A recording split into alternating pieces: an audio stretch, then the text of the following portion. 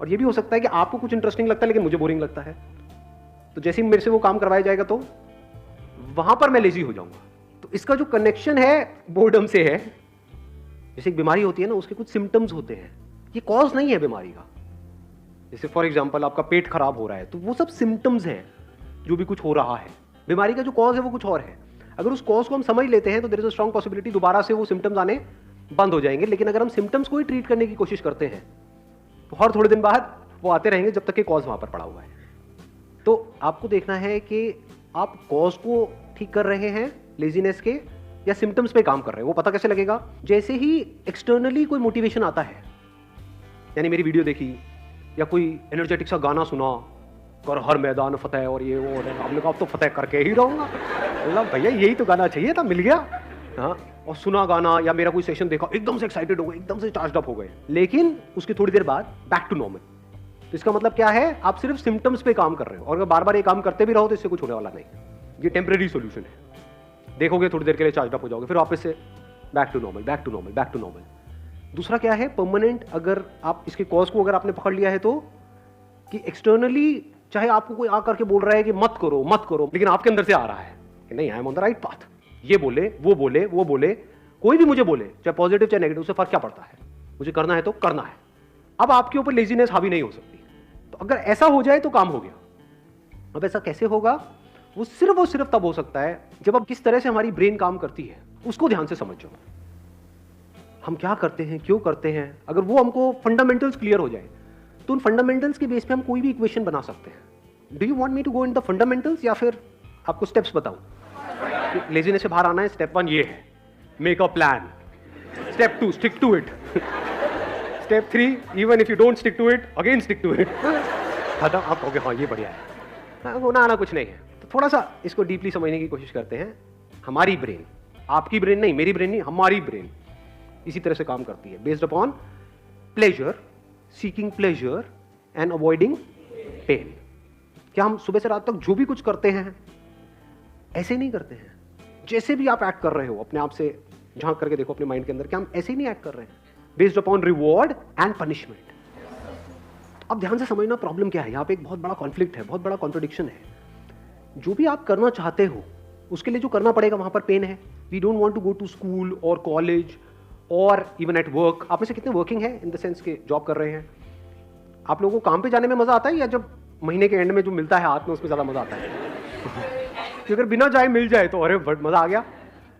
कि अभी अगर 6 days अ वीक है वो 5 days हो जाए, 4 days हो, 3 days हो जाए, मजा ही आ जाएगा। मतलब समझ लो क्या हो रहा है।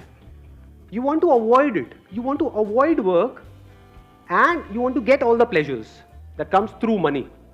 ये काम ना करना पड़े, मिल जाए फटाफट से जो मुझे चाहिए। तो अभी कॉन्फ्लिक्ट क्या है? यहां पर बहुत बड़ा कॉन्फ्लिक्ट है कि जो भी आप करने वाले हो उसका रिजल्ट आएगा बहुत बाद में, और ये भी श्योरिटी नहीं है कि रिजल्ट आएगा या नहीं आएगा।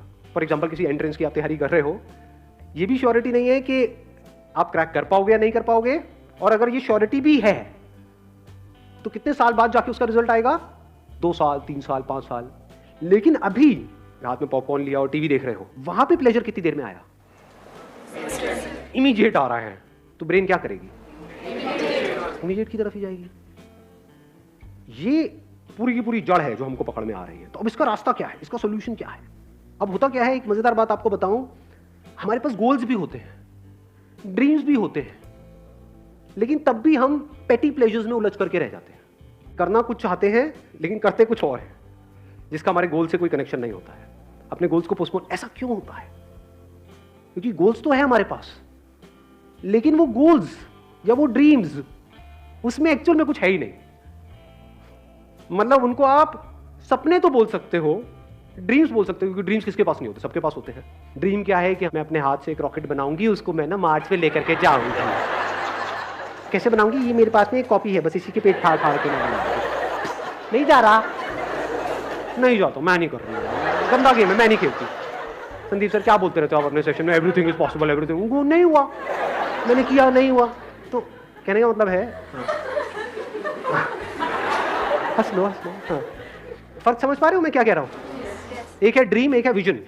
विजन मतलब क्या कि मेरे को ये करना है, इससे पहले मुझे क्या करना पड़ेगा, मेरे को ये करना पड़ेगा, फिर ये करना पड़ेगा, फिर ये कोर्स, ये कोर्स। विजन को आप जितना क्लियरली देख सकते हो रियलिटी बनते हुए, और वो vision as good as real है आपके माइंड में, दुनिया के लिए नहीं है, हो सकता है आपके घर वालों के लिए भी नहीं है, but you know it for sure that I have a plan, a full proof plan, मैं कर जाऊंगा, मैं कर जाऊंगी, ये मेरी विजन है, इसको मुझे अचीव करना है इतने साल के, आई विल डू इट। तब वहां से ब्रेन में कुछ केमिकल्स रिलीज होने शुरू हो जाते हैं। जैसे कुछ खाते हैं जो हमको पसंद है तो कुछ केमिकल्स रिलीज होते हैं, डोपामिन रिलीज होता है। तो अभी प्रॉब्लम क्या है कि जो भी आपके ड्रीम्स हैं या गोल्स हैं उसके बारे में अगर आप सोचते भी हो, बोलने के लिए बोलते हो हाँ मेरा ये ड्रीम है, गोल है, लेकिन उसकी वजह से कुछ भी अंदर रिलीज नहीं होता है, क्योंकि अगर होता तो आप रोक ही नहीं सकते थे अपने आप को, तब तो डिस्ट्रैक्शन का टॉपिक ही क्लोज हो गया, क्योंकि जहां ज्यादा रिलीज होगा वहीं पर आप जाओगे। ब्रेन को जहां पर ज्यादा सेंसेशंस होंगी, जहां पर ज्यादा मजा आ रहा होगा, अपने आप ही आप वो काम करने लग जाओगे। ऐसा ही नहीं हो रहा है सुबह से रात तक? जैसे कुछ वेबसाइट्स होंगी जहां पे आपको ज्यादा मजा आता है तो उन पे नहीं जाते, या उन पे जाते हो जहां पे कम। अब आया कुछ समझ में? इन बातों को समझना बहुत जरूरी है, because we are talking about a permanent solution. यही टाइम है आप लोगों के पास में, अगर सिंसियरली इन चीज़ों को समझ लिया तो कुछ कमाल का हो सकता है। प्रॉब्लम क्या है, बेसिक जो ह्यूमन साइकी है, वो प्रॉब्लम ये है कि हमें कुछ करना ना पड़े, बस बैठे बैठे हमारे सारे काम हो जाए। कि सर ये जो आप बता रहे हो विजन, ये वो ड्रीम को, इसके लिए बहुत कुछ करना पड़ेगा, कोई ऐसा रास्ता बताओ जो शॉर्टकट हो। तो इसके लिए ये जो बातें मैं कर रहा हूँ, इसको समझने के लिए आपके अंदर सेल्फ रिस्पेक्ट होनी चाहिए। जिनके अंदर सेल्फ रिस्पेक्ट होती है वो कभी भी आलसी नहीं मिलेंगे आपको। सेल्फ रिस्पेक्ट का मतलब क्या कि मैं 18 साल से ऊपर हो गया हूं। आप में से कितने जो 18 साल से ऊपर हैं? हाँ, सारे हैं। तो दैट मीन्स कि अगर आपके अंदर सेल्फ रिस्पेक्ट है तो अगर है तो क्या आना चाहिए अंदर से कि मुझे बैठे बैठे नहीं खाना है अपने माँ बाप का, फ्री में मुझे कुछ भी नहीं चाहिए, 1 रुपए भी नहीं चाहिए किसी से भी, चाहे वो मेरे माँ बाप हो चाहे कोई भी हो, अपने बेस पे कुछ करना है। ये सेल्फ रिस्पेक्ट हमारे अंदर होनी चाहिए। ऐसी बहुत कम लोगों में मिलती है। कहीं पे भी कोई ऑफर निकाल दो जहाँ पे ये बोल दो कि हाँ ये लकी ड्रॉ है, और लाखों लोग इकट्ठे हो जाते हैं, सब भिखमंगे भरे पड़े हैं। ये कैसी सोच है? आपको अपनी एक किस्सा सुनाऊं? मतलब एक बार गोवा में एक कैसीनो है, तो मैं और मेरा दोस्त वहाँ पे खेलने गए। तो मेरा जुआ खेलने का सीधा सा उसूल है कि जुए में मैं चाहे जितना मर्जी जीत जाऊँ, मैं उसको अपने पास रखूंगा नहीं, मैं हार के ही उठूंगा। मैं पहले ही फिक्स कर लेता हूँ अपने माइंड में कि इतना मुझे हारना है। लोग खेलते हैं जीतने के लिए, मैं खेलता हूँ हारने के लिए। अब आप कहोगे हारने के लिए क्यों खेलते हो, पागल हो क्या? अरे खेलने में मजा आता है ना। जैसे हम मूवी देखने जाते हैं तो वहाँ से कुछ मिलता थोड़ी है मूवी देखने के बाद में। आपने 1000 रुपये खर्चा तो क्या मिला एंड में? मूवी देखने में मजा आया। ऐसे ही जुआ खेलने में मजा आता है कभी कभी, रोज नहीं। तो सोचोगे जुआरी बैठा होगा।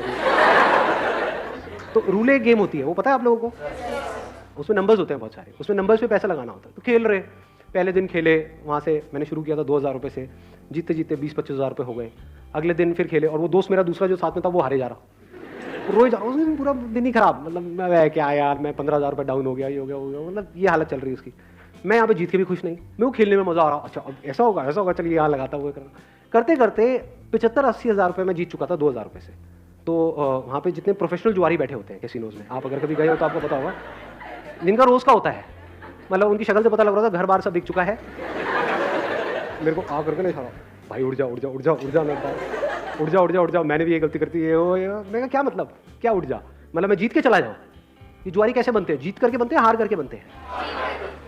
कोई भिखारी कैसे बनता है? जब उसको भीख मिलती है तब बनता है भिखारी, या भीख नहीं मिलती है तब बनता है? जिसको नहीं मिलेगी, उसने कोशिश करी भीख मांगने की, उसको मिली ही नहीं, वो कहेगा नहीं भिखारी बनती मिलने है ही नहीं।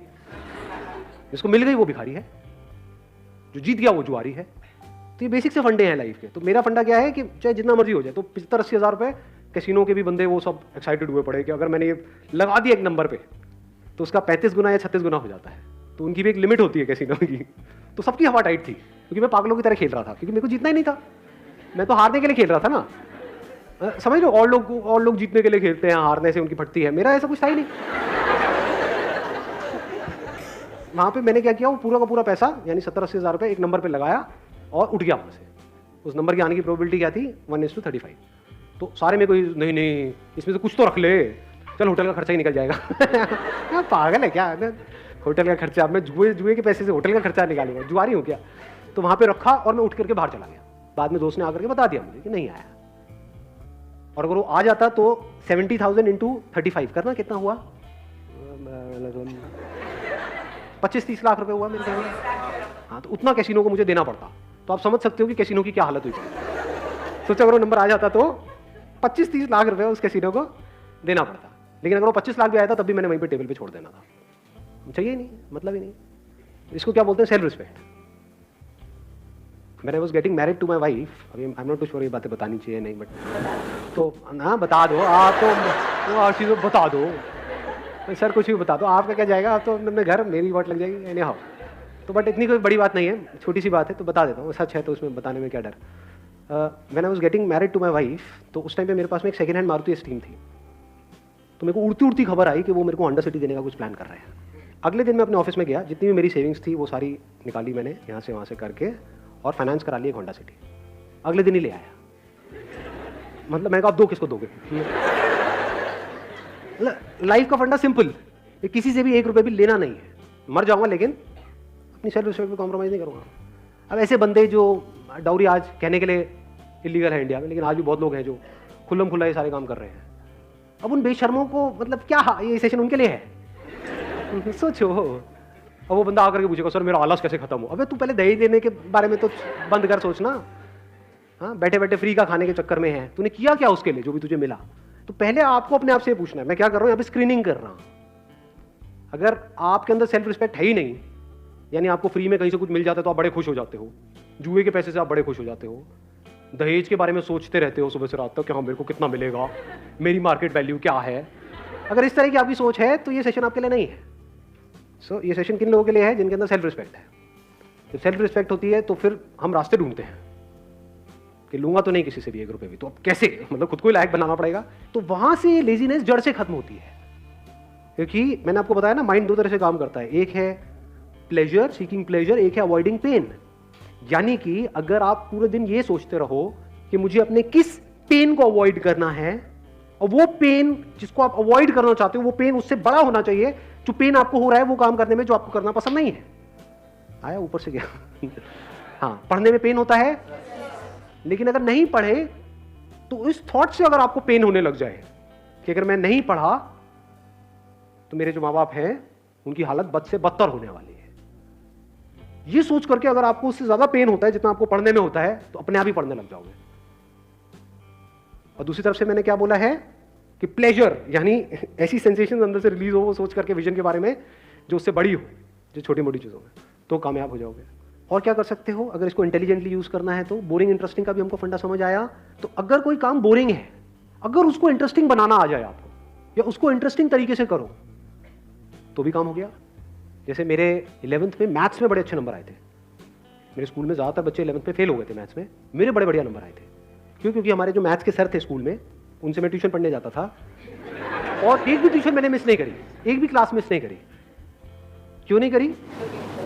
नहीं इसलिए नहीं कि वो बहुत अच्छा पढ़ाते थे, अरे नहीं नहीं नहीं, क्योंकि आज जो मेरी बीवी है वो भी वहां पढ़ने जाती थी।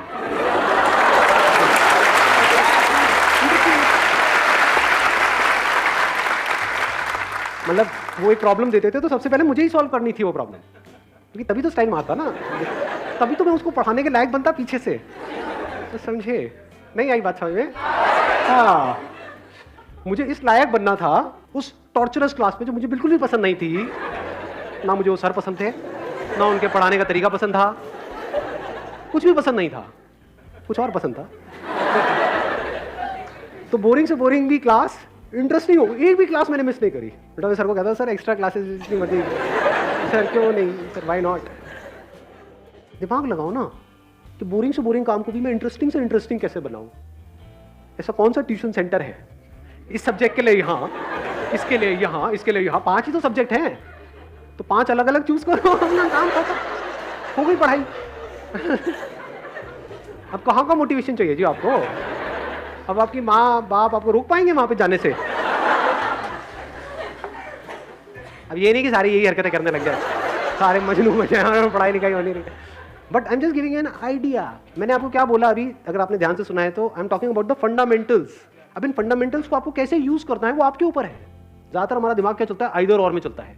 जैसे मैं बात करता हूँ अपने किसी सेशन में कि भाई मोबाइल की ये प्रॉब्लम्स है, तो लोग सामने से क्या बोलते हैं, सर क्या मोबाइल छोड़ दें? अरे अबे खच्चर, अबे घोचू, मैंने कब कहा कि मोबाइल छोड़ दे? और मोबाइल क्यों छोड़ना है? बट उसकी अगर आपको प्रॉब्लम समझ आएगी तो चांसेस है कि उसकी वजह से जो प्रॉब्लम हो रही है वो कम हो जाए आपकी लाइफ में थोड़ी सी। वो आपको देखना है कि आपको कम करना है छोड़ना है या जैसे चल रहे हो वैसे ही चलना है, दैट इज योर कॉल। यानी जिस मंजिल तक आपको पहुंचना है, अगर वो मंजिल बिल्कुल क्लियर है माइंड में, and if you are really passionate about reaching there, वो मंजिल आपको साफ नजर आ रही है, तो रास्ता चाहे जितना मर्जी मुश्किल हो वो भी अच्छा हो जाता है।